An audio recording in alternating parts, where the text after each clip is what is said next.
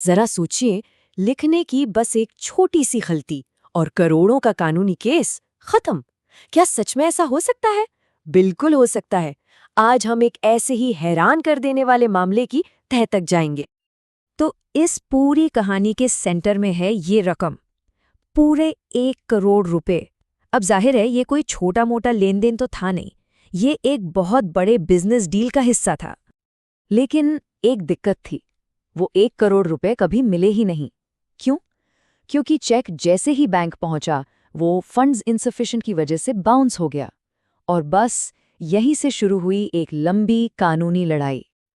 अब यहीं पर कहानी में आता है असली ट्विस्ट। देखिए, चेक तो था 1 करोड़ का, ठीक है, लेकिन जब उस पैसे को वसूलने के लिए लीगल नोटिस भेजा गया तो उसमें एक ऐसी गलती हो गई जो बहुत भारी पड़ने वाली थी। तो सवाल ये है कि आखिर ये सौदा था क्या? कौन लोग थे इसमें शामिल? चलिए, सबसे पहले इसे ही समझते हैं। मामला था दो पार्टियों के बीच, कावेरी प्लास्टिक्स और मेसर्स नेफ्टोगाज इंडिया। इन दोनों के बीच एक जमीन की बिक्री को लेकर डील हुई थी। पेमेंट के तौर पर नेफ्टोगाज ने कावेरी प्लास्टिक्स को 1 करोड़ रुपए का चेक दिया।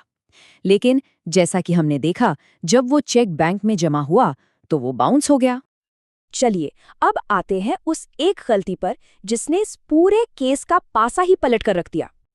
देखिए, चेक की डिटेल्स बिल्कुल साफ थी। चेक नंबर था 876229, तारीख थी 30 अप्रैल 2012 और अमाउंट एग्जैक्ट 1 करोड़ रुपए। मतलब यहाँ पर गलती की कोई गुंजाइश ही नहीं थी। लेकिन जब कावेरी प्लास्टिक्स ने अपना लीगल डिमांड नोटिस भेजा तो उसमें ये लिखा था, जरा ध्यान से सुनिए।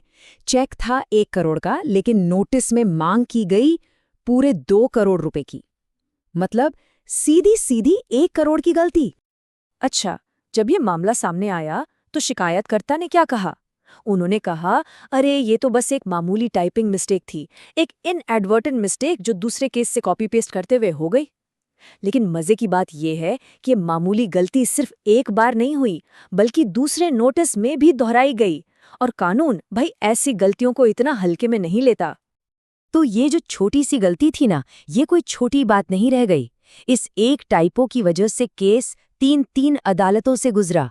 पहले मैजिस्ट्रेट कोर्ट, फिर हाई कोर्ट और आखिर में मामला पहुंचा देश की सबसे बड़ी अदालत सुप्रीम कोर्ट में।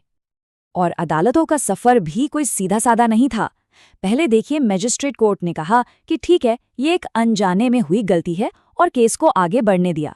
लेकिन जब मामला हाई कोर्ट पहुंचा तो पूरा फैसला ही पलट गया। हाई कोर्ट ने इस गलती को फेटल यानी कि घातक बताया और पूरी की पूरी शिकायत ही रद्द कर दी। अब सारी उम्मीदें टिकी थी सुप्रीम कोर्ट पर। तो सुप्रीम कोर्ट ने क्या किया? सालों से चल रही इस लड़ाई का, इस 2 करोड़ की टाइपो का आखिरी फैसला अब आने वाला था।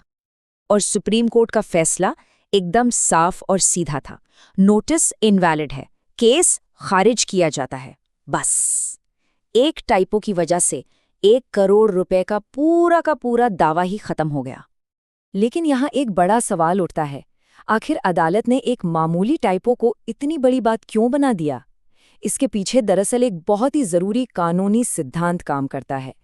इसका जवाब छिपा है कॉन्सेप्ट में, जिसे कहते हैं पीनल स्टैट्यूट, यानी दंडात्मक विधान।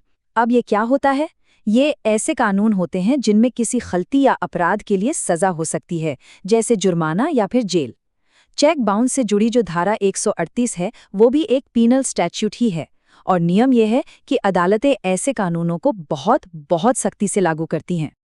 सुप्रीम कोर्ट ने भी अपने फैसले में इसी बात पर जोर दिया।